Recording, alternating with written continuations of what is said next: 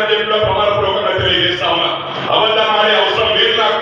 నేను ఎప్పుడు cheating చెయ్యా, back stop చెయ్యా, ఏదున్నా ముఖం నిన్నే మాట్లాడతా అని చెప్పి కూడా మీకు ఈ సందర్భంగా తెలియజేస్తూ, ఎందుకంటే చాలా మంది మాట్లాడేస్తున్నారు.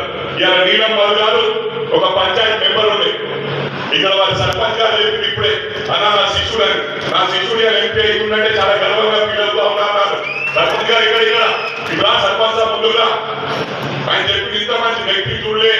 ఆయన దురదృష్టం ఏంటంటే రియల్ ఎస్టేట్ లో చాలా కష్టపడి డబ్బులు సంపాదించిండు.